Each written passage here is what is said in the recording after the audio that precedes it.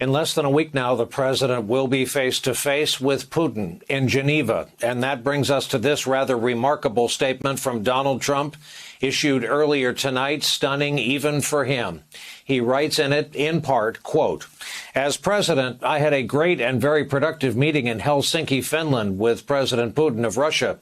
Despite the belated fake news portrayal of the meeting, the United States won much, including the respect of President Putin and Russia." He goes on to say, as to who do I trust?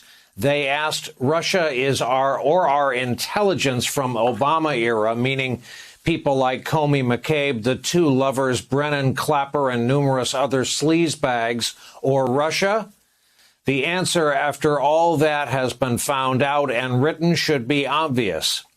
Good luck to Biden in dealing with President Putin. He goes on to ask Biden to give Putin his warmest regards. Jeremy Bash, given your foreign policy experience, it falls to you and you alone to talk about a story that loomed large until Katie and her colleagues dropped this one on us from the Times, and that is the current president and his foreign policy challenges. We start with the G7 tomorrow, not the group it used to be, not as much clout as they used to have, but then, of course, the big event with Vladimir Putin. Jeremy, you and I have now lived long enough to say that we witnessed a former president side with Russia on the eve of a summit and bash the sitting president of the United States in front of all the world. So we have that as part of the backdrop now.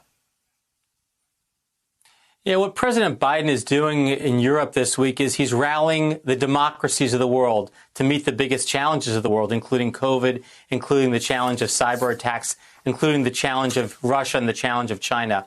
And I think Joe Biden is going to Europe to try to make the case to the world that democracies can deliver and that people don't need to follow the autocratic impulses of a Putin or a Xi Jinping.